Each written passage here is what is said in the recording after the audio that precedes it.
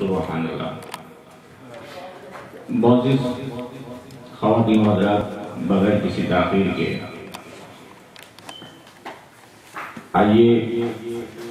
اپنے مہمان خصوصی کو خوش آمدید کہتے ہیں۔ ہماری خوش قسمتی ہے، نعرہ تکبیر، نعرہ رسالت، جناب برکات القرآن سینٹر کے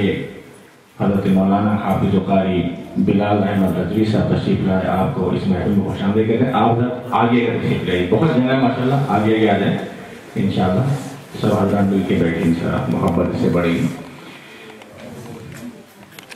ہم اپنے معزز مہمان حضرت علامہ مولانا ڈاکٹر مفتی ابو بکر قادری شاذلی دامت برکاتہم عالیہ کو ڈیلس کے سرزمین پر پہلی مرتبہ تشریف لے کر آئے، خوش آمدید کہتے ہیں۔ دعا گو ہیں کہ اللہ تبارک و تعالیٰ آپ کا یہ سفر جو آپ تبلیغ دین کے لیے فرما رہے ہیں، اللہ تبارک و تعالیٰ اس کو قبول فرمائے اور مسلمانوں نے امریکہ کو آپ کے فیض و برکات حاصل کرنے کی توفیق عطا فرمائے۔ جو حضرات پہلی مرتبہ حضرت سے متعارف ہو رہے ہیں، مل رہے ہیں، آپ ان کے چہرے کی زیارت کر رہے ہیں۔ مفتی ابو بکر صاحب، اسی نام سے آپ مشہور ہیں پاکستان میں، عالم اسلام میں، مختصر اسی نام سے آپ جانے پہچانے جاتے ہیں، مفتی ابو بکر صاحب۔ آپ باقاعدہ ایک مستند عالم دین ہیں اور بہت بڑی پاکستان کی درسگاہ ہے کراچی میں، آپ وہاں کے فارغ التحصیل ہیں۔ آپ نہ صرف یہ کہ عالم ہیں بلکہ آپ عالم گر ہیں، یعنی آپ علماء کرام پیدا کرتے ہیں، علماء کرام بناتے ہیں۔ آپ نے درس نظامی کی تکمیل کے بعد افتاء کی باقاعدہ تربیت حاصل کری، فتویٰ دینا، فتویٰ کو لکھنا، مفتیان کرام کی خدمت میں آپ حاضر ہوئے اور افتاء کی آپ نے باقاعدہ تربیت حاصل کری، اور اس کے بعد آپ نے پھر افتاء سازی یعنی کہ فتوے دینا شروع کرے۔ اور الحمدللہ جو ہمیں بروشر ملا ہے، جس میں ہمیں آپ کا تفصیلی تعارف ملا ہے، یہ پڑھ کے انتہائی خوشی ہوتی ہے کہ اب تک تقریباً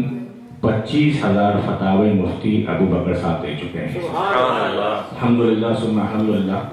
اس کے علاوہ تقریباً 25 سے زیادہ کتابیں ہیں، بکس ہیں جو آپ لکھ چکے ہیں، اس میں سے ایک کتاب میرے سامنے سب موجود ہے، میں بھی انشاءاللہ اس کا تعارف پیش کروں گا۔ اور پاکستان میں بہت سارے ایسے دینی بڑے ادارے ہیں جہاں پر آپ کے ہاتھ سے نکلے ہوئے فضلاء علماء اس وقت مدرسین کی خدمات انجام دے رہے ہیں، تدریس کے فرائض انجام دے رہے ہیں، اور مبتدی کتابوں سے لے کر منتہی کتابوں تک آپ کے ہاتھ سے نکلنے والے شاگرد جو ہیں سب پڑھا رہے ہیں۔ نہ صرف یہ کہ علماء کرام ہیں ان میں، بلکہ بہت سارے مفتیان کرام بھی ہیں جو آپ ہی کے شاگرد ہیں۔ الحمدللہ آپ پوری دنیا میں دورہ فرماتے ہیں،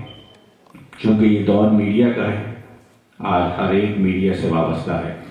اور تبلیغ اسلام کا آج سب سے آسان ترین ذریعہ میڈیا کا جو ایکسیس ہے اس کو استعمال کرنا ہے۔ جیسے میں نے عرض کیا کہ آپ ہر ہفتے کیو ٹی وی پر آپ کے مسائل اور ان کے حل کے عنوان کے تحت جو پروگرام آتا ہے اس میں مفتی ابو بکر صاحب تشریف فرما ہوتے ہیں، اور پورے عالم اسلام سے، پوری دنیا سے جو لائیو کالز آتی ہیں اس کا آپ اسی وقت جو ہے جواب ارشاد فرماتے ہیں۔ اور الحمدللہ یہ بھی ہمارے لیے باعث مسرت ہے کہ اب تک تقریباً 500 ٹی وی کی ریکارڈنگز آپ نے کروائی ہیں، 500 آپ کے مسائل اور ان کا حل، اور اسی عنوان کے تحت پروگرام آپ نے کیے ہیں، اور پوری دنیا میں مفتی ابو بکر صاحب دامت برکاتہم عالیہ کی علمی شہرت اس وقت خاص و عام تک پہنچی ہوئی ہے۔ آپ یو کے تشریف لے کے جاتے ہیں، وہاں پر آپ کی بے شمار فضلاء جو علماء کرام ہیں، شاگرد ہیں، جو اس وقت خدمات انجام دے رہے ہیں۔ ہندوستان میں آپ کے بہت سارے شاگرد ہیں، پاکستان میں ہیں، اسی طریقے سے پوری دنیا میں آپ کے شاگرد ہیں ماشاءاللہ۔ نہ صرف یہ کہ آپ میں علمی طور پر آپ سے عرض کر رہا تھا، تقریباً 25 کتابیں آپ نے اس وقت تک تحریر فرمائی ہیں، لکھی ہیں، ان میں سے ایک کتاب، ایک فتویٰ جو اس وقت میرے سامنے ہے، یہ اردو میں پہلے حضرت نے تحریر فرمائی، لاسٹ ایئر جون میں آپ نے اس کو تحریر کیا، اس کے بعد اب اس کا یہ انگلش جو ہے یہ ورژن ہمارے پاس آ گیا ہے، اور اس کا نام جو ہے فتوے کا یہ ہے کہ sharing rulings regarding usually and mortgage in naan Muslim countries, یعنی کہ نان مسلم کنٹریز میں جو مسلمان مورگیج کی پروسیس سے گزرتے ہیں، چاہے ان کو گھر لینا ہو، گاڑی لینی ہو یا بزنس کرنا ہو، تو اس پر کیا علماء کرام فرماتے ہیں. بہت سارے لوگ اس میں تذبذب کا شکار ہیں کہ لینا چاہیے نہیں لینا چاہیے. یہ الحمدللہ تقریباً 63 پیجز کا فتویٰ ہے میرے سامنے، جس میں مفتی صاحب نے اس کے جائز ہونے کا فتویٰ دیا ہے. یعنی پورے عالم اسلام میں، پوری دنیا میں اس وقت جہاں مسلمان بسے ہیں، ایسی کنٹریز میں جہاں اسلامی حکومت نہیں ہے، وہاں پر ان کو ان مراحل سے گزرنا پڑتا ہے. اور اس میں مفتی صاحب نے کما حقہ علم دلائل کے انبال لگا دیے ہیں، جس کے تحت ہم نے امام اعظم ابو حنیفہ رحمۃ اللہ تعالیٰ علیہ کی آراء سے، ان کے فتاووں سے ثابت کیا ہے کہ ان کنٹریز میں لوگ گھر لیتے ہیں، مورگیج پہ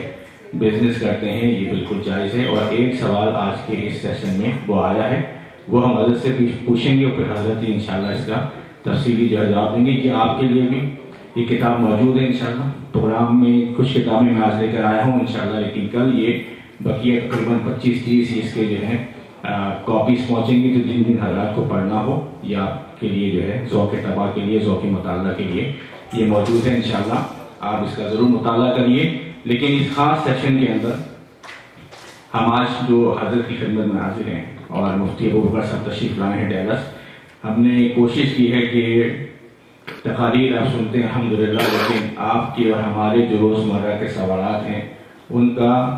شافی اور کافی اور کا محقق و اطمینان بخش جواب اگر مل جائے ان سوالات کا، تو یہ ہمارے لیے سب کے لیے بہت آسانی ہوگی سمجھنے کے لیے. اور بے شمار ہمارے ذہن میں سوالات آتے ہیں جس کے ہم جوابات حاصل کرنے کے منتظر رہتے ہیں. میں حضرت کی اجازت سے سوالات شروع کرتا ہوں، اور امید ہے کہ حضرت انشاءاللہ جو میرے پاس اس وقت سوالات پہنچے ہیں میں ان سے شروع کرتا ہوں. اس کے بعد پھر یہ مائک آپ کے حوالے ہوگا. آپ حضرات میں سے جس کو جو سوال کرنا ہو حضرت سے کیجیے، اور انشاءاللہ آپ تسلی بخش آج کے اس سیشن میں آپ جواب پائیں گے. پہلا سوال حضرت کچھ نمازوں سے متعلق ہے، اس میں کچھ جواب ارشاد فرما دیجیے. ایک سوال یہ آیا ہے، یہ صاحب خانہ جناب بشیر نوی والا صاحب کی طرف سے پرچہ آیا ہے، میں آپ کی امانت آپ تک پہنچاتا ہوں. پہلا سوال یہ ہے کہ اگر مسجد میں آپ اکیلے نماز پڑھ رہے ہیں اور کوئی آپ کے کاندھے پر ہاتھ مار کے آپ کو امام بنا دے اور برابر میں نیت کر کے کھڑا ہو جائے مقتدی کی حیثیت سے، تو کیا اس صورت میں یہ امامت جائز ہوگی؟ نمبر 1. اور نمبر 2 کہ اس صورت میں پھر تکبیرات اور تلاوت کتنی آواز سے کی جانی چاہیے؟ بسم اللہ الرحمن الرحیم. الحمدللہ رب العالمین، والصلاة والسلام علی سید الانبیاء والمرسلین وعلی آلہ واصحابہ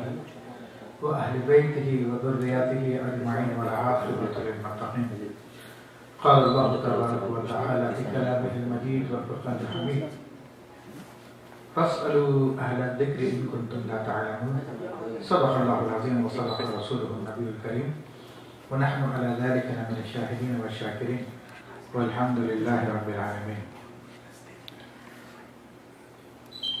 قال رسول الله صلى الله تعالى عليه وآله وسلم: زينوا مجالسكم بصلاة علي، او كما قال عليه الصلاة والسلام. حبیب علیہ الصلاة والسلام نے ارشاد فرمایا کہ تم اپنی مجلسوں کو مجھ پر درود پاک پڑھ کر زینت بخشو. تمام اللہ محبت کے ساتھ ایک مرتبہ درود پاک پڑھیں. اللهم صل على محمد معدن الجود والكرم علیہ وآلہ وبارک وسلم. صلاة والسلام علیک یا سیدی یا رسول اللہ وعلی آلک واصحابک یا نور اللہ. السلام علیکم ورحمۃ اللہ وبرکاتہ. وعلیکم السلام. آپ کی اجازت سے وہ ایک چیز میں بھول گیا تھا، اس میں ضرور شامل فرما دیں. آپ نے جو اس یو ایس اسٹیٹ ڈپارٹمنٹ کا دورہ فرمایا ہے 3 ہفتے، ذرا اس کی بھی تفصیلات جو ہے حال تک شیئر فرمائیے. جزاک اللہ خیر. تو سب سے پہلے میں شکریہ ادا کروں گا حضرت علامہ بابر رحمانی دامت العالی کا اور صاحب خانہ بشیر صاحب کا کہ جو مجھے یہاں پر لانے کا باعث بنے. اور آپ تمام حضرات کا خاص طور پر علماء کرام کا تشریف فرمائے یہاں پر، کہ وہ یہاں پہ تشریف لائے، مجھے عزت بخشی، اللہ تبارک و تعالیٰ ان کے علم و عمل میں برکت عطا فرمائے اور دین و دنیا کے بھلائیاں نصیب فرمائے۔ الحمدللہ علامہ بابر رحمانی دامت العالیہ نے بہت تفصیلی تعارف کرا دیا، پر ایک بات رہ گئی تھی، شاید آپ کے ذہن میں بھی ہو، لفظ شاذلی میرے نام کے ساتھ ہوتا ہے، تو عموماً لوگ اس سلسلے سے واقف نہیں ہیں، لیکن دنیا عرب میں یہ بہت معروف ہے، عرب و افریقہ میں اکثر لوگ اسی سلسلے سے وابستہ ہے، اور ہمارے بڑے بڑے علماء کرام جن میں علامہ جلال الدین سیوطی شافعی رحمۃ اللہ تعالیٰ علیہ، عبد الوہاب شعرانی اور اسی طرح بہت سارے علماء کرام اسی سلسلے سے وابستہ ہیں۔ اور مختصر سا تعارف یہ کہ ابھی قصیدہ بردہ شریف پڑھا گیا، تو یہ سلسلہ شاذلیہ ہی کے ایک بزرگ ہیں جنہوں نے امام بصری نے لکھا، اور اسی طرح دلائل الخیرات شریف ہر سلسلے میں پڑھی جاتی ہے، تو یہ امام سلمان جزولی رحمۃ اللہ علیہ کی ہیں، وہ بھی شاذلی سلسلے کے بزرگ ہیں، اور اسی طرح درود تاج پوری دنیا میں پڑھا جاتا ہے، تو یہ بھی شاذلی سلسلے کا ہے۔ تو شاذلی سلسلہ تو سب لوگوں میں ہے، لیکن تعارف نہیں ہے اس کا، تو میرا مختصر تعارف میں عرض کر دوں۔ پھر جہاں تک اسٹیٹ ڈپارٹمنٹ کے میٹنگ کا تعلق ہے، یا ان لوگوں نے جو ہمیں ریلیجیس ٹور یہاں پہ کروایا، تو میں سمجھتا ہوں کہ میری معلومات میں اس سے بہت زیادہ اضافہ ہوا اور بہت کچھ مجھے سیکھنے کو ملا۔ اس کو میں بریفلی اگر میں اس کے اوپر ریمارکس اپنے دوں، کیونکہ تفصیل میں جاؤں تو بہت دیر ہو جائے گی، سوالات کافی ہیں اور مجھے آپ سے سوالات کے جوابات ذرا تفصیل سے دینے کی، پوری کھول کر پوری وضاحت کے ساتھ، ورنہ تو ہاں نہیں کہہ کے بھی جواب دیا جا سکتا ہے، لیکن سامنے والا مطمئن ہونا بھی ضروری ہے، تو اس لیے میں اس کو بریف کرتا ہوں۔ میں نے اس قوم کی جو برائیاں ہیں وہ تو کوئی ڈھپی چھپی ہیں نہیں، آپ کے سامنے ہے، وہ جو ان کا کلچر ہے، رہن سہن ہے، اس کے اعتبار سے ہے، لیکن اس قوم کی جو خوبیاں اگر میں دیکھتا ہوں تو یہ سمجھ لیجیے کہ ان کو اگر ایک، بلکہ میرے دوست ہیں دعوت اسلامی والے ہیں، وہ اشرف پٹیل ہوتے ہیں شکاگو میں، انہوں نے بڑی اچھی بات کہی، میں وہی بات کہتا ہوں کہ اگر ان لوگوں کو کلمہ پڑھا دیا جائے تو ہم سے پہلے جنت میں چلے جائیں گے۔ تو بہت اچھی انہوں نے بات کہی، مختصر یعنی اس قوم کے بارے میں میرا تاثر جو بنا، انٹیریئرلی جو اس قوم کا حال ہے، پھر اللہ تعالیٰ انہیں ایمان کی دولت سے سرفراز فرمائے۔ اور اس میں بھی میں یہ عرض کرتا ہوں کہ یہ لوگ ابھی تک اسلام سے دور ہیں، تو ان کا قصور نہیں ہے، ہم لوگوں کا قصور ہے کہ ہم لوگوں نے دین کو پیش ہی نہیں کیا، ہم لوگ اپنے کھانے میں، کمانے میں، دیگر کاموں میں مصروف ہیں، خود ہمارے اپنے بچے وہ اس سوسائٹی کا شکار ہو رہے ہیں، نہ کہ ہم اپنے اس قوم کو سنبھالتے، اس قوم کو اپنا پیغام دیتے، ہم لوگ اپنے بچوں کے معاملے میں سست ہو رہے ہیں۔ اور یہ سمجھ لیے کہ میں اس وزٹ میں، یہ 7ویں ریاست ہے، اس سے پہلے 6 ریاستوں کا میں وزٹ کر چکا ہوں، اور وہاں پر کافی کچھ میں نے دیکھا، لیکن اہل سنت بہت پیچھے ہیں، شاید کوئی معیاری اسکول نہیں ہے اہل سنت کا ان تمام 7 ریاستوں میں، جو میری نالج کے مطابق ہے، کہ جس میں مسلمان اپنے بچوں کو داخل کریں اور وہاں پر ان کو پرائیویٹ اسکول میں دینی تعلیم اور دنیاوی تعلیم دی جا سکے۔ تو یہ عالمیہ ہم لوگوں کا، اور اس میں ہمیں سر جوڑ کے بیٹھنا چاہیے اور اس سلسلے میں کام کرنا چاہیے، اور یہ کوئی مشکل کام نہیں ہے۔ الحمدللہ بعض علاقوں میں ہماری مساجد بہت اچھی ہیں، بہت خوبصورت بھی اور بڑی بڑی جگہیں بھی ہیں، اگر تھوڑا سا سمجھدار لوگوں سے مشورہ کر کے سسٹم بنا کر اپنے بچوں کی دین کی حفاظت کے لیے اگر ہم یہ کام شروع کر دیں اسلامک اسکولز، تو میں سمجھتا ہوں کہ آئندہ آپ کے بچوں کا مستقبل بہت تابناک ہوگا۔ اور گفتگو بہت ہے، لیکن میں سمجھتا ہوں کہ مستقبل قریب میں اس دنیا کی زمام، اس دنیا کی باغ دوڑ، یہ مسلمانوں کے ہاتھ میں ہے، جو اللہ تبارک و تعالیٰ نے اپنا نظام چلایا، دنیا والے اپنا کام کر رہے ہیں اسلام کو پیچھے کرنے کے لیے، مسلمانوں کو پیچھے کرنے کے لیے بہت سارے ہتھ کنڈے استعمال کر لیں، لیکن اللہ کا نظام ہے،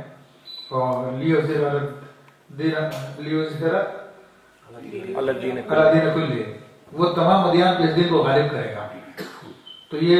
ہم کوشش کریں یا نہ کریں بہرحال وہ کر دے گا، لیکن اس میں ہم لوگ اپنی نیتیں کر لیں تو شامل، تو ثواب کے ہم بھی مستحق ہو جائیں گے. اور یہ اسی طریقے سے ہوگا، ہر ایک اپنی استعداد کے مطابق اس دین کی ترویج کے لیے، اس کے پیغام کو لوگوں تک پہنچانے کے لیے کوشش کریں. اور یہ بات میں اس لیے کہہ رہا ہوں کہ یہ لوگ بڑے کھلے دل کے لوگ ہیں، اور جب ان لوگوں تک پیغام پہنچتا ہے تو ان سے اکثر اس کو قبول کر لیتے ہیں. خود قرآن مجید کو قرآن حدیث میں بھی ان لوگوں کو نرم دل قرار دیا گیا ہے دیگر یہودیوں کے مقابلے میں. تو اور میں نے اس کی مثالیں بھی دیکھی، کئی جگہوں پر میں ایسے نوجوان مسلم لڑکے لڑکیوں سے ملا ہوں جو پہلے غیر مسلم تھے پھر مسلمان ہو گئے جب ان کو اسلام کی تعلیمات پہنچی. کسی نے ان کو پریشرائز نہیں کیا، اور یہاں پہ کوئی پریشرائز کر بھی نہیں سکتا جیسا کہ آپ کے سامنے ہے. تو یہ تو مختصر اس دورے کے حوالے سے میں نے بات کی ہے. باقی جو کوشچن آیا ہے، کوشچن کے حوالے سے کہ یہ ہے کہ ہمارے نزدیک بھی اگر کوئی شخص نماز پڑھ رہا ہو، اس کے پیچھے کوئی آگے ہاتھ لگا دے تو بہرحال اس کے پیچھے جماعت ہو سکتی ہے، لیکن اس میں کچھ کنڈیشنز ہیں، کچھ پابندیاں ہیں. اس میں سے سب سے پہلی پابندی تو یہ ہے کہ امام اور مقتدی کا حال، امام کا حال افضل ہونا چاہیے مقتدی کے حال سے. یعنی امام بھی فرض ادا کر رہا ہو، مقتدی بھی فرض ادا کر رہا ہو. یہ نہیں کہ جس کو آپ امام بنا رہے وہ نفل پڑھ رہا ہے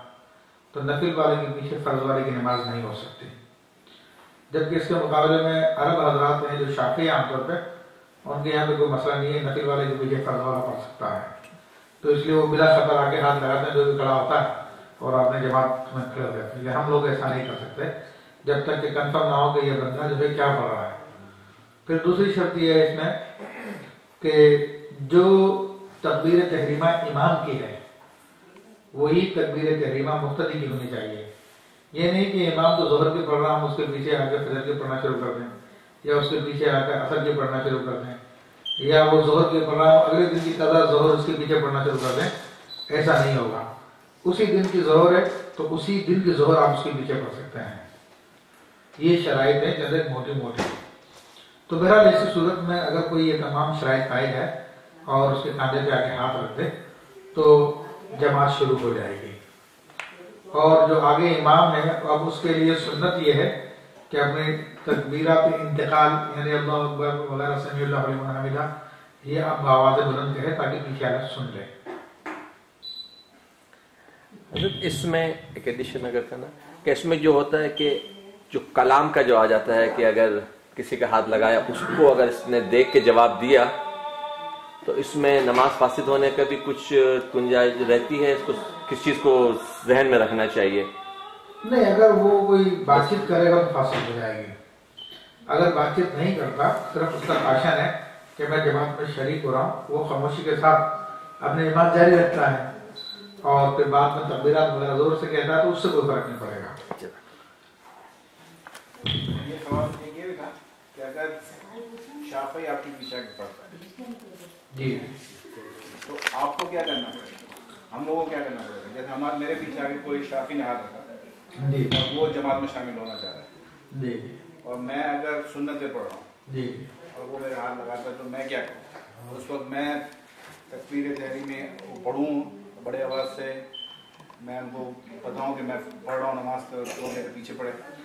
بہرحال یہ آپ کو اختیار ہے. اگر آپ اس کی رعایت کرتے ہیں تو آپ کر سکتے ہیں اور نہ کرنا چاہیں تو نہ کریں. بہرحال فقہ حنفی کے مطابق اگر امام مقتدیوں کی نیت نہ بھی کرے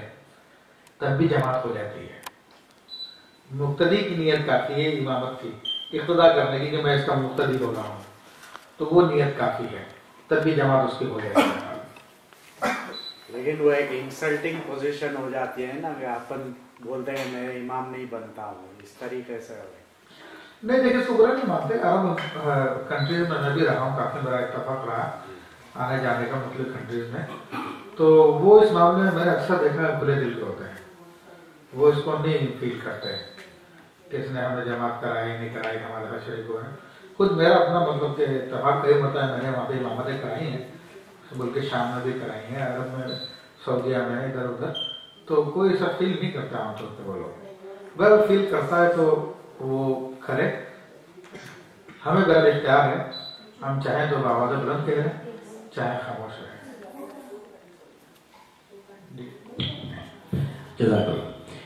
कज़ा उम्री के हवाले से सवाल आया है कि कज़ा उम्री अदा करते वक्त हाजिर नमाज की नियत नहीं की जाती है,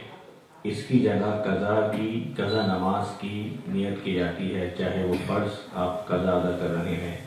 वितर अदा कर रहे हैं, ये क्यों होता है? ये सुन्नतों के हवाले से या ये कज़ा उम्री जो फ़राइज़ आपके जो फ़राइज़ 5 और 1 छठी आपकी वितर है दिन की, अगर 6 नमाजें अगर आप अदा कर रहे हैं तो कज़ा उम्री में आम नमाजों की नियत क्यों नहीं होती, कज़ा की नियत क्यों होती? सवाल ये है। देखिए, कज़ा उम्री तो नाम इस बात का है कि आपकी उम्र भर में जितनी नमाजें कज़ा हुई आप उनको अदा करने जा रहे हैं, लेकिन उसके अंदर भी सिर्फ इतना कह देना काफ़ी नहीं होता कि मैं कज़ा उम्री अदा कर रहा हूँ, बल्कि जो नमाज भी आप अदा करने जा रहे हैं उसको आप पॉइंट आउट करते हैं। आपको ज़िंदगी की ज़ोहर की नमाज़ें अदा करनी है या असर की अदा करनी है या मगरिब की या इशा की, तो उसमें कम से कम इतना आपके लिए ज़रूरी है कि ज़िंदगी में सबसे पहली ज़ोहर की जो नमाज छूटी है मुझसे वो अदा कर रहा हूँ, या यूँ कह सकते हैं ज़िंदगी में जो सबसे आखिरी ज़ोहर की नमाज मेरे ज़िम्मे है मैं वो अदा कर रहा हूँ। तो उससे ये है कि जो आप अदा करते जाएंगे उसके बाद पिछली वाली जो है वो सबसे आखिरी नमाज होगी,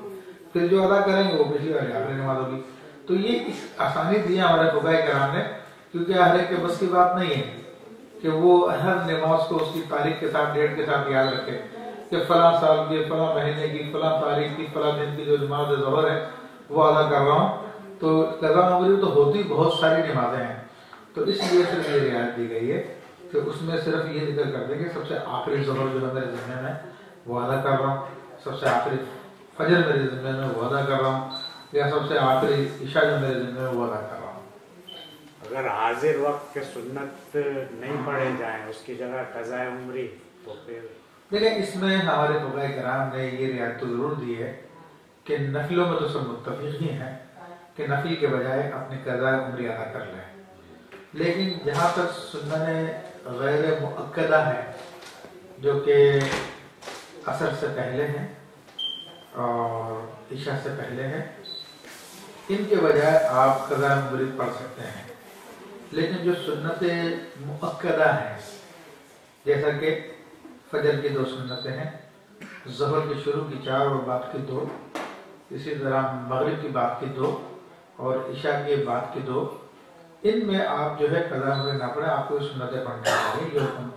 दिया हमारे फुक़हा कराम को ना छोड़े।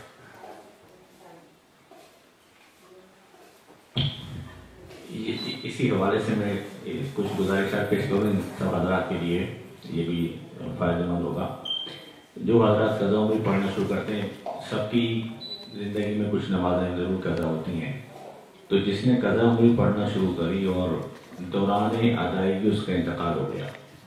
और उसके ज़िम्मे रहने की नमाज़ें, तो उसके मुताबिक उलमा कराम क्या फरमाते हैं? हदीस करीमा है, नबी करीम सल्लल्लाहु अलैहि वसल्लम इरशाद फरमाते हैं, युहशरुन नासु अला निय्यातिहिम औ कमा क़ाल अलैहि सल्लल्लाहु अलैहि वसल्लम, लोगों को उनकी नीयतों पर उठाया जाएगा। जिस जो नीयत थी उसी नीयत को मरा है तो उसे नीयत पर उठाया जाएगा और उसका इरादा था कि ये फर्ज मुझे अदा करना है, तो अल्लाह तबारक व तआला के यहाँ पर वो मकबूल हो जाएगा और इंशाअल्लाह उसके ज़िम्मे की सारी नमाज़ें अदा हो जाएंगी। अल्लाह ताला उसको खुसूसी करम फरमाएगा उसकी नीयत की वजह से। और इसीलिए हदीस करीमा में आए कि नीयतुल मुमिन खैरुम मिन अमलिही, कि मोमिन की नीयत उसके अमल से ज़्यादा बेहतर है। इसी सिलसिले में एक और सवाल इसी हवाले से है, ये रोज़े की मतलब, ये नफिल रोज़े की मुताबिक, जैसे कि हमारे वहाँ सवाल आया है कि निस्फ़ शाबान का रोज़ा रखा जाता है, ऐसी जो है वो 27वीं रजब को रोज़ा रखा जाता है, जो कि ये नफिल रोज़े हैं, ये और भी जो नफिल रोज़े हैं। सो एक कौल ये कहा जाता है कि आप निस्फ़ शाबान का जो 15वीं शाबान का रोज़ा है वो, या 27वीं के रजब के दिन का रोज़ा है ये, या कोई भी और आप नफिल रोज़ा अगर आता है, या मुहर्रम का जैसा रोज़ा आता है 9-10 का, ये सब नफिल रोज़े हैं, उसके बड़े सवाबात लिखे हैं अहादीस में। तो ये कहा जाता है कि आप जब ان اگر روزوں کو رکھنے جا رہے ہیں تو آپ اپنے کسی پرانے پیچھے فرض جو روزہ قرض آپ سے قضا ہوا تھا رمضان کا اس کی نیت کر لیجئے، تو آپ کو رمضان کے روزے کا جو قرض ہے قضا ہے وہ بھی ادا ہو جائے گی اور آپ کو اس نفلی روزے کا بھی ثواب مل جائے گا۔ اس پر کچھ روشنی فرمائیے۔ دیکھیں یہ پوری ایک بحث ہے کہ کون سی نمازیں یا کون سے روزے دوسرے روزے کی ضمن میں ادا ہو جاتے ہیں۔ مثلاً تحیۃ المسجد ہے، اگر آپ مسجد میں داخل ہو کر سنتیں شروع کر دیں کسی بھی نماز کی، جو کہ جیسے ظہر کی شروع کی 4 ہے یا فجر کی 2 ہے یا عصر کی پڑھنا چاہیں یا عشاء کی پڑھنا چاہیں، اور اس میں ساتھ ساتھ یہ نیت بھی کر لیں کہ میرا تحیۃ المسجد بھی ادا ہو جائے، تو وہ ادا ہو جائے گا۔ لیکن بعض وہ نمازیں ہوتی ہیں جو خاص اس کے لیے ان کے لیے رکعتیں مخصوص ہوتی ہیں، تو ان کو جو ہے دوسرے کی ضمن میں ادا نہیں کیا جا سکتا۔ جس طرح کہ کوئی شخص صلاۃ اوابین کو ادا کرنا چاہے کسی کے ضمن میں تو نہیں ادا کر سکتا کہ اس کے لیے اسپیشل صلاۃ ہے۔ اسی طرح روزوں کا مسئلہ بھی ہے کہ یہ جو روزے ہیں وہ نبی کریم صلی اللہ علیہ وسلم نے اسپیشلی ادا فرمائے ہیں، جیسے عاشورہ کا روزہ ہے یا دیگر روزے ہیں، تو ان کو اس کے ضمن میں ادا نہیں کیا جا سکتا۔ لیکن مجھ سے پوچھا جائے کہ ہمیں کیا کرنا چاہیے، رجب کا روزہ رکھنا چاہیے یا جو پہلے کا قضا ہے وہ ادا کرنا چاہیے، تو ہمیں قضا کو ادا کرنا چاہیے۔ اب اس میں آپ نیت کر لیں تو اللہ کی رحمت سے کوئی بعید نہیں ہے کہ وہ آپ کو ثواب عطا فرما دے اس کا بھی، لیکن اصلاً جو ہے آپ کو اپنے قضا کی نیت کرنی پڑے گی، تاکہ اپنے فرض کی نیت کرنی پڑے گی تاکہ وہ ادا ہو جائے۔ تو یہ اس بات کا آپ اہتمام کریں۔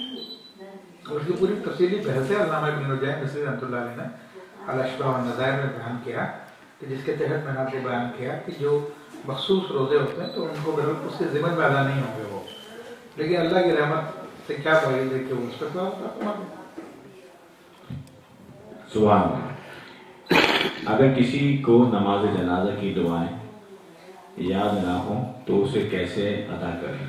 عورت یا مرد بالغ یا نابالغ ہوں تو ان کی نماز کیسے ادا کی جائے؟ دیکھیں یہ بہت اہم مسئلہ فقہ حنفی میں۔ نماز جنازہ میں تلاوت قرآن جائز نہیں ہے، یہ ہمارے فقہ نے واضح لفظوں میں بیان کیا ہے، لیکن یہ بھی بیان کیا ہے کہ اگر کوئی نماز جنازہ کی دعا کے بجائے چاہے بالغ کی ہو چاہے نابالغ کی ہو، اس میں اگر سورہ فاتحہ دعا کی نیت سے پڑھتا ہے، الحمدللہ رب العالمین پوری سورت پڑھ لے، لیکن نیت قرآن کی نہ ہو، دعا کی نیت ہو، تو وہ اس کی دعا کے لیے کافی ہو جائے گی، نماز جنازہ کی دعا کے لیے۔ تو میری تو عموماً عادت ہے کہ جب بھی نماز جنازہ پڑھانے کا اتفاق ہوتا ہے تو میں پورا طریقہ کار بیان کرتا ہوں، ساتھ میں یہ بھی اعلان کر دیتا ہوں کہ جسے نماز جنازہ کی دعا یاد نہ ہو تو وہ سورہ فاتحہ کو دعا کی نیت سے پڑھ لیں، تو اس طرح سے اس کی دعا بھی ہو جائے گی اور جو قرآن پڑھنے کی ممانعت ہے اس سے بھی بچ جائے گا، کیونکہ اس کی دعا کی نیت ہے، قرآن کی نیت نہیں ہے۔ جزاک اللہ۔ ایک سوال ہے کہ انفرادی طور پر جب آپ نماز پڑھتے ہیں چاہے گھر میں مسجد میں، تو اس صورت میں قرات کی مقدار کتنی ہو جہری اعتبار سے؟ دیکھیں انفرادی طور پر اگر آپ مسجد میں نماز پڑھ رہے ہیں تو مسجد میں چونکہ اور لوگ بھی ہوتے ہیں تو ان کے حقوق کا خیال رکھتے ہوئے اتنی آواز میں پڑھی جائے کہ خود آپ کے کان سن لیں، اتنی نہ ہو کہ دیگر لوگوں تک وہ آواز جائے، کیونکہ لوگ اس سے ڈسٹرب ہو جاتے ہیں، کوئی ذکر الہی میں مشغول ہوتا ہے، کوئی مراقبے میں بیٹھا ہوتا ہے، کوئی اور تسبیحات پڑھ رہا ہوتا ہے، دیگر کوئی اور نماز پڑھ رہا ہوتا ہے جس سے وہ ڈسٹرب ہو جاتا ہے۔ اگر آپ اپنے گھر پہ پڑھ رہے ہیں تو اس میں جو جہری نمازیں ہیں فجر، مغرب اور عشاء، ان میں آپ کو اختیار ہے کہ باآواز سے بلند پڑھ لیں، چاہے آپ سری طور پر پڑھ لیں، لیکن جو سری نمازیں ہیں یعنی ظہر کی اور عصر کی، وہ واجب ہے کہ آہستہ ہی پڑھی جائیں۔ سر اور جہر کی تعریف بیان فرماتے ہیں، یہ بڑا دیکھیں اکثر لوگوں کو نہیں پتا. جہر کہتے ہیں کہ آپ دوسرا شخص بھی سن لیں، آپ کی قرات کو دوسرا شخص بھی سن لے جو آپ کے برابر ہے، وہ جہر ہو جائے گا. یہ جہر کا ادنا درجہ ہے. اور سر کا درجہ یہ ہے کہ آپ کے کان سن لیں اس بات کو، اس جو آپ پڑھ رہے ہیں، تو یہ سری کہلاتا ہے. یہ ہے دونوں میں فرق. تو اگر کسی نے اتنی آواز میں نماز پڑھی کہ خود بھی نہیں سنی تو کیا اس کی نماز ہو جائے گی؟ دیکھیں اس میں واضح اور مشہور قول تو یہی ہے کہ اس نے اگر اتنی آواز میں نماز پڑھی ہے کہ خود نے بھی نہ سنی ہو تو وہ پڑھنے کی تعریف میں داخل نہیں ہے، بلکہ سوچنے کی تعریف میں داخل ہے کہ اس نے پڑھا نہیں بلکہ سوچا ہے. اور ہمیں پڑھنے کا حکم دیا، سوچنے کا حکم نہیں دیا گیا. تو اس لیے بعض لوگوں نے تو اس کو کہا کہ اس کی نماز نہیں ہوگی. ہاں کوئی ایک ضعیف قول ایسا ہے جس میں جو ہے وہ علامہ شامل نے نقل کیا کہ ان کے نزدیک ایک بزرگ کے نزدیک جو ہے بہرحال ہو جائے گی. لیکن یہ میں معلومات کے لیے بتا رہا ہوں، فتویٰ یہی ہے کہ اگر اتنی آواز میں پڑھا کہ خود کے کانوں نے بھی نہ سنا تو اس کی نماز ادا نہیں ہوئی. اگر کسی تکلیف کی وجہ سے بول نہیں سکتے اس میں سوچ سکتے ہیں. ہاں، لا یکلف اللہ نفسا الا وسعہا. اللہ کسی جان کو اس کے طاقت سے بڑھ کے تکلیف نہیں دیتا. بڑا سنہری اصول اسلام کا ہے، تو انشاءاللہ اس کے لیے مسئلہ نہیں ہے. جی ہاں، خواتین کے لیے تو بہرحال جہر نہیں ہے، وہ سر ہی پڑھیں گی تمام نمازیں اپنی. ہاں، خود کے کان سن لیں. حضرت یہ بتائیں نماز جنازہ کے جس کو آتی ہی نہیں ہے بالکل سیدھے صحیح تھا، اب خالی وہ یہ کہہ دے کہ جو امام کی نیت وہ میری نہیں اور پیچھے نماز پڑھ دے. ہاں دیکھیں اس کی نماز ہو جائے گی. جو امام کی نیت وہ میری نیت ہے، یہ کرنے سے بھی نماز ہو جائے گی. ہاں البتہ یہ کہ اس کے اوپر واجب ہے کیونکہ یہ رکن ہے، یہ تکبیر کہنا،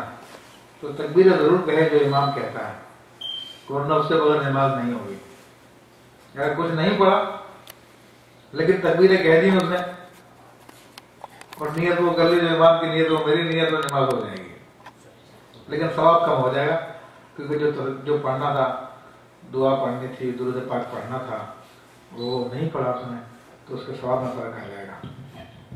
ایک سوال یہ آیا کہ خواتین، حضور علیہ السلام نے فرمایا کہ بخاری کی حدیث کے سجدہ 7 ہڈیوں پر ہوتا ہے. سوال یہ آیا کہ خواتین اور مرد حضرات جب سجدے میں جاتے ہیں تو کیا خواتین کو بھی ویسے ہی سجدے میں اپنی ٹانگیں اٹھانی ہوں گی یا ایک طرف ان کو موڑ کے لٹانی ہوں گی، یا مرد ہی کی طرح وہ بھی سجدہ کریں گی جیسے کہ مرد کرتے ہیں ٹانگیں اٹھا کے؟ دیکھیں اس میں مردوں کے لیے حکم یہ ہے کہ ان کے پاؤں کی انگلیاں جو ہے کم سے کم ایک انگلی کا پیٹ لگنا فرض ہے زمین پر دونوں پاؤں میں سے، اور 3 انگلیوں کا پیٹ لگنا جو ہے واجب ہے دونوں پاؤں میں سے 3 انگلیاں. لیکن خواتین کے حوالے سے کچھ الگ سی روایت آئی ہیں جو کہ علامہ امام ابن حمام رحمۃ اللہ تعالیٰ علیہ نے فتح القدیر میں وہ روایتیں بیان کی ہے جس میں نبی کریم صلی اللہ علیہ وسلم نے ارشاد فرمایا کہ خاتون جب سجدہ کرے تو اس کے جسم کا گوشت زمین سے لگے. تو اس روایت کو مد نظر رکھتے ہوئے اکثر لوگ یہی فرماتے ہیں کہ خواتین جو ہے مردوں کی طرح نہیں کرے گی سجدہ، بلکہ زمین سے چمٹ کے کرے گی سجدہ، جس طرح کہ عام طور پہ ہماری خواتین کرتی ہیں. سبحان اللہ. اب نماز سے ہٹ کے کچھ اور حضرت سوالات آئے ہیں. ایک سوال یہ ہے کہ ایک سوال نماز سے بھی ریلیٹ کرتا ہے کہ ہم نے دیکھا کہ یورپ میں بھی امریکہ میں بھی خواتین کو نماز کی پابندی کرانے کے لیے یا ان میں شوق برقرار رکھنے کے لیے یہاں پر جب مساجد بنتی ہیں تو مردوں کا الگ سیکشن بنایا جاتا ہے، خواتین کا الگ ہوتا ہے، ان کا الگ ڈور ہوتا ہے، مردوں کا الگ ڈور ہوتا ہے، پردہ ہوتا ہے، سب کچھ. اور یہ اس لیے ہوتا ہے کہ یہاں پر مسجد جو ہے صرف ان ممالک میں ایک صرف عبادت گاہ ہی نہیں ہوتی بلکہ یہ ہمارے کلچرل سینٹر ہوتا ہے جہاں پر ہم سارے اپنے تہوار بھی آ کے مناتے ہیں. تو اسی ضمن میں خواتین جمعے کی نماز، بہت ساری خواتین پورے یورپ میں امریکہ میں ایسا ہوتا ہے کہ خواتین جمعے کی نماز پڑھنے بھی آتی ہیں. ایک تو یہ کہ کیا خواتین اگر اس طرح جمعے کی نماز پڑھنے آئیں تو کیا ان کا جمعے کی نماز پڑھنے سے ان کی ظہر ادا ہو گئی؟ اور دوسرا یہ کہ خواتین کو مساجد میں لا کے نماز پڑھانے کا اہتمام کرنا کیسا ہے؟ دیکھیں، اس حوالے سے نبی کریم صلی اللہ تعالیٰ علیہ وسلم کی احادیث طیبہ ہم دیکھتے ہیں تو اول تو سرکار دو عالم صلی اللہ علیہ وسلم نے خواتین کو حکم ارشاد فرمایا کہ وہ مسجدوں میں آئیں، اور یہاں تک ارشاد فرمایا کہ جس کے پاس اوڑھنے کے لیے دوپٹہ نہیں ہے تو وہ اپنی سہیلی کے دوپٹے میں لپٹ کے آ جائے، اور یہاں تک فرمایا کہ جو خواتین اپنے مخصوص ایام میں ہیں جو نماز نہیں پڑھ سکتی وہ کم سے کم عید اور وغیرہ جمعے کی نمازوں میں دعا کے لیے حاضر ہو جائیں۔ بعد میں پھر حالات تبدیل ہوئے اور سیدنا عمر فاروق رضی اللہ تعالیٰ عنہ حالات دیکھ کر خود نبی کریم صلی اللہ علیہ وسلم نے بھی اپنی حیات طیبہ میں فرمایا کہ خاتون کا اپنے گھر میں نماز پڑھنا میری اس مسجد میں نماز پڑھنے سے افضل ہے، یعنی مسجد نبوی میں جس میں ایک نماز کا ثواب 50,000 نمازوں کے برابر ہوتا ہے، اس سے افضل قرار دیا اپنے گھر سے نماز پڑھنے کو۔ اور بعد میں سیدنا عمر فاروق رضی اللہ عنہ کا زمانہ آیا تو اس میں پھر آپ نے ان کو پابندی لگائی کہ خواتین اپنے گھروں میں نمازیں پڑھیں۔ بخاری شریف کی حدیث ہے کہ خواتین جمع ہو کے ام المومنین عائشہ الصدیقہ طیبہ طاہرہ رضی اللہ عنہ کے گھر پہ حاضر ہوئیں اور ان سے شکایت کی کہ ہمیں نمازوں سے روکا جا رہا ہے، حالانکہ رسول اللہ صلی اللہ علیہ وسلم نے تو ہمیں اجازت دی ہے۔ تو ام المومنین ارشاد فرمایا کہ رسول اللہ صلی اللہ علیہ وسلم تمہارے حالات کا مشاہدہ کر لیتے، آج کل جو تمہاری حالت ہو گئی ہے تو تمہیں اسی طرح منع کر دیا جاتا جس طرح کہ بنی اسرائیل کی عورتوں کو منع کر دیا گیا تھا۔ تو بہرحال اس حوالے سے فقہاء کی رائے جو ہے دونوں طرح کی پائی جاتی ہیں، اور پہلے میں نے فتویٰ اس حوالے سے اس کے ناجائز کا دیا تھا خواتین کے مسجد میں آنے کا، لیکن بعد میں اللہ کے فضل سے مجھے پاکستان سے باہر کے ممالک کے حالات دیکھنے کا موقع ملا تو میں نے اندازہ یہ کیا کہ اگر خواتین کو مسجد میں آنے سے بالکل روک دیا جائے تو وہ دین سے بہت دور ہو جائیں گے، کیونکہ آپ کے یہاں پر دین سیکھنے سکھانے کا سلسلہ گھروں میں تو ہوتا ہی نہیں ہے، اور مرد اسے اپنی ذمہ داری سمجھتا ہی نہیں ہے، بلکہ خود ہی دین نہیں سیکھتا تو اپنی بیوی کو کیا سکھائے گا۔ تو یہ ہے کہ جمعے کی نماز، عیدین وغیرہ کی نمازوں میں آنے یا اور دیگر نمازوں میں آنے سے کم اس کا جو ریلیجیس سینس زندہ رہتا ہے، احساس اس کا زندہ رہتا ہے، اور اگر اس کو اسے چھوڑ دیا جائے تو صرف مسجد پہ تو پابندی لگ جائے گی، لیکن شاپنگ سینٹروں میں اس کو جانا وہ جاتی رہے گی اور جگہوں پہ جانا وہ جاتی رہے گی، تو وہاں کی کلچر کو اڈاپٹ کرتی رہے گی اور دین سے دور ہو جائے گی۔ تو ان تمام صورتوں کو دیکھ کر میں نے پھر بعد میں یہ فتویٰ اپنا تبدیل کیا، اور حالات کے اعتبار سے یہاں کی مسلمان خواتین کے لیے میں نے پھر اس کے لیے اجازت کا جواز کا فتویٰ دیا، جیسا کہ ہمارے اور دیگر فقہاء کرام کی باتوں موجود ہیں۔ تو اب میں یہی فتویٰ دیتا ہوں کہ خواتین خاص طور پہ امریکہ یا یورپ یا ایسی کنٹریز میں جہاں پر دین سیکھنے کا خواتین کے لیے کوئی اہتمام نہیں ہے، وہاں پر خواتین کے لیے الگ سیپریٹ جگہ بنا دی گئی ہے جس میں مردوں سے ان کا اختلاط نہیں ہوتا، مردوں سے دور رہتی ہیں، مردوں سے دور رہتے ہیں، تو ایسے صورت میں ان کا مسجدوں میں حاضر ہو کے نماز پڑھنا جائز ہے کہ اصل سنت رسول اللہ صلی اللہ علیہ وسلم اس کا جواز موجود ہے۔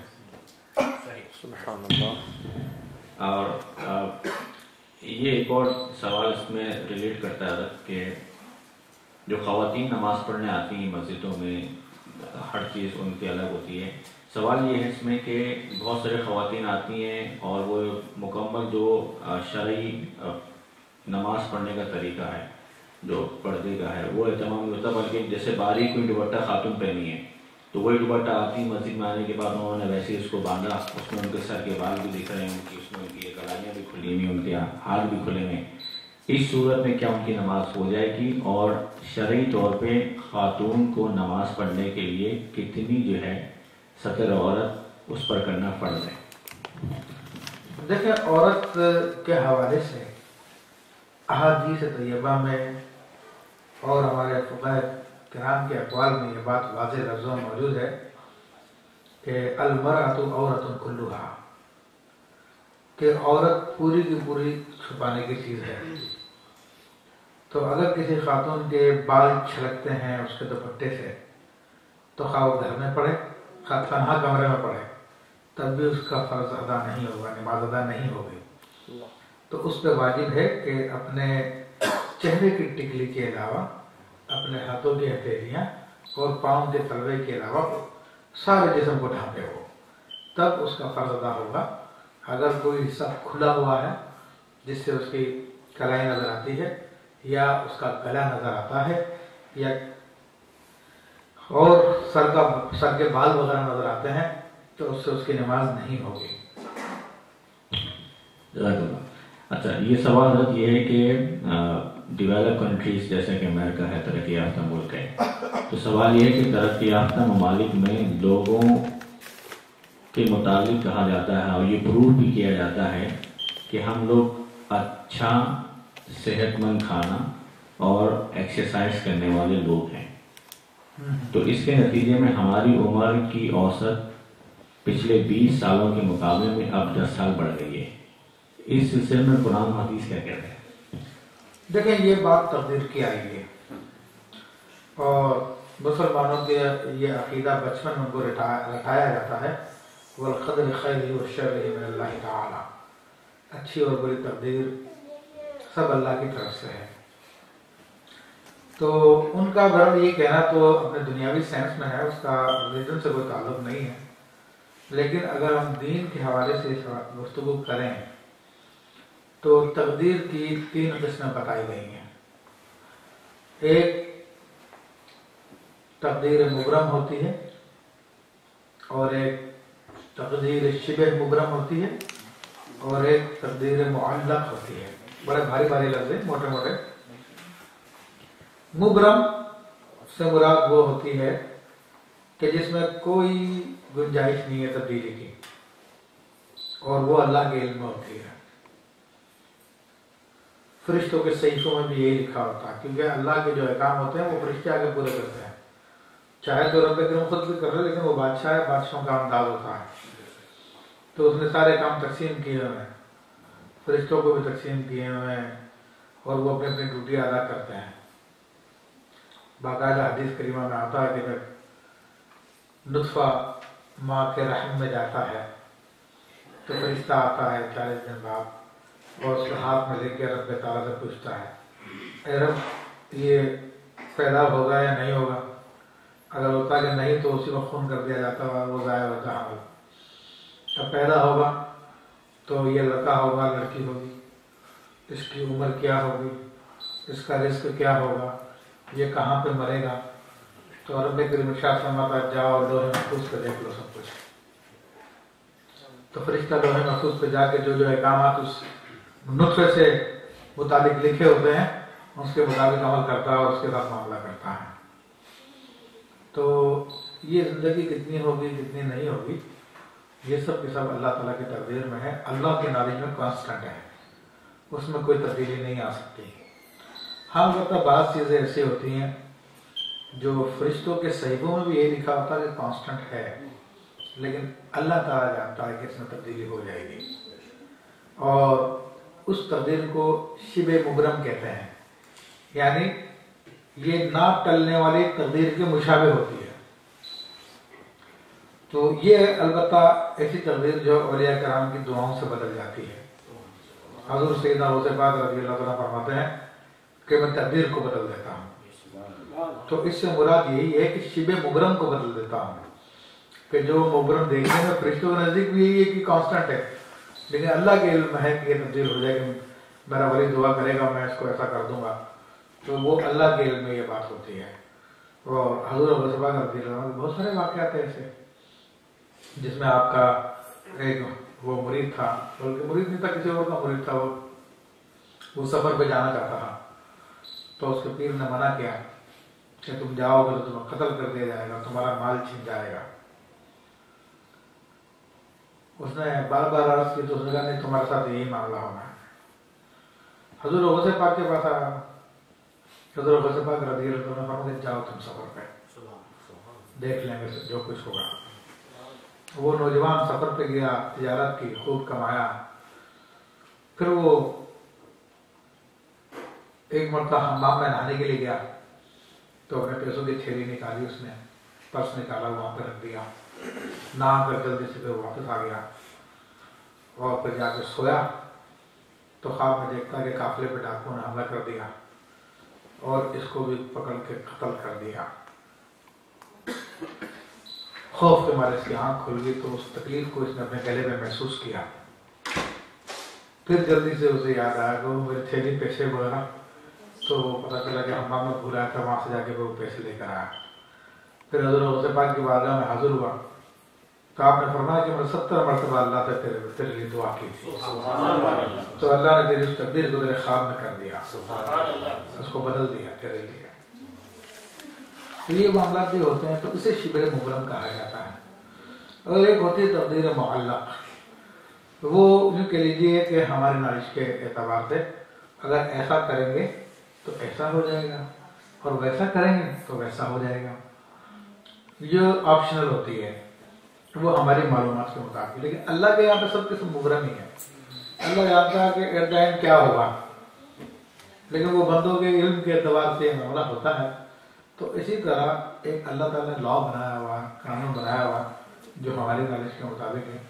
کہ اگر ہم فلاں ایسا کوئی کام کریں گے تو گھر اس کا رزلٹ یہ نکلتا ہے۔